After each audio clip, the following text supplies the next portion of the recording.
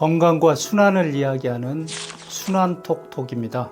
삼복더위에 음식에 대한 주의를 아무리 강조해도 부족함이 없겠습니다. 더위에는 온도가 올라가면 모든 자연에서는 번식력이 높아집니다. 특히 미생물들, 세균의 번식력에는 반드시 온도가 일정 이상 있어야 합니다. 알이 부화하려면 온도가 따뜻해야 하듯이 세균들도 번식하고 증식하는 데 있어서는 일정 이상의 온도가 있어야 하는데, 특히 여름철 온도가 높아지고 습도가 높아지면 세균의 번식력이 아주 왕성해진다는 거죠. 습한 곳에 곰팡이 같은 게 여름철에 많고 겨울철 되면 그 곰팡이가 잦아드는 이유 중에 하나입니다. 그런데 이런 세균들이 몸에 이로운 세균도 있고 몸에 해로운 세균도 있죠.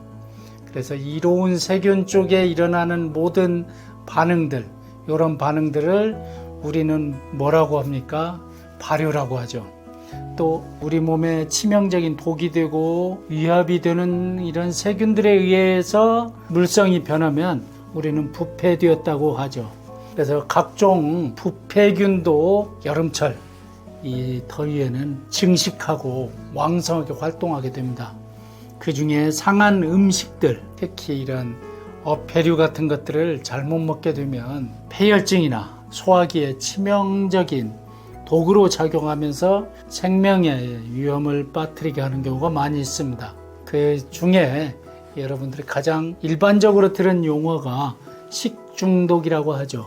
부패균이 독으로 작용을 했을 때 우리 몸에 여러 신경학적인 손상이나 우리 몸의 대사나 면역에 영향을 미치면서 위험한 상황에 빠뜨린다는 겁니다. 여름철 식중독을 예방하는 방법, 일단 신선해야 하는 겁니다. 그리고 날것으로 먹는 것들은 한 번 더 날것이 미칠 영향, 또 신선도, 또 안전한가 이런 것들을 반드시 살피고 날것으로, 그럴 자신이 없을 때는 끓여서 또는 열을 가해서 요리 과정에서 1차적으로 방어할 수 있도록 해주시는 게 좋습니다.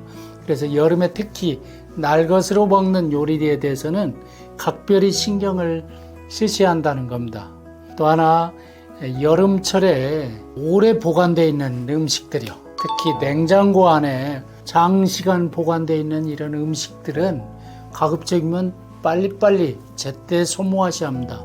그런데 깜빡 잊고 어떤 분들은 막 얼렸으니까 됐어 하면서 이렇게 오랫동안 놔두는데 얼려도 진행은 됩니다. 상온보다는 느리게 된다는 것 뿐이지 얼렸다고 해서 완전한 건 아니다는 것 명심해 주시고요. 냉장고 안엔 여름철에는 많이 쌓여 있을수록 불리하다.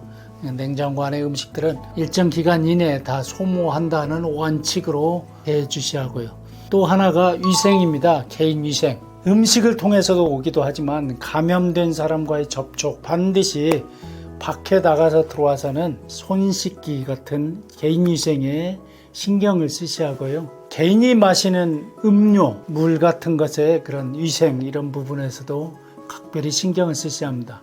일단 식중독이 오면은 가장 첫 번째 나타나는 증상들이 소화기 증상입니다. 배가 극심하게 아프거나 설사를 하거나 출혈이 있거나 또는 구토처럼 토하기 시작하면서 의식이 약해져가는 느낌이 있다면 무조건 빨리 전문 의료기관에 대처를 하셔야 합니다. 만일 증상이 가볍게 왔을 때는 여러분들이 온수나 따뜻한 물이나 차 이런 것들을 넣어서, 감초가 사실은 좋습니다. 감초물 같은 거 다려 놓으셨다가 이렇게 먹으면 드시면 좋고, 제가 오미자도 말씀드렸는데 오미자도 좀 우려 놨다가 차처럼 드시면 여름철 건강하게 나는데도 도움이 될 수 있습니다. 소화기가 평소에 약하신 분들, 제가 거듭 강조하지만 경옥고 한번 드셔보시기 바랍니다. 아침에 한 알씩 또는 아침 저녁으로 한 알씩 식탁 위에 놔뒀다가 수시로 오고 가면서 드시면 여름철 탈 없이 그냥 넘어가는 환자분들의 증언들이 정말 많습니다. 그래서 저는 경옥고 상복하시라 이렇게 꼭 권하고 있습니다. 여름철 위생관리를 잘 하셔서 식중독 없는 여러분의 건강한 여름 되시길 기원합니다. 순환톡톡이었습니다.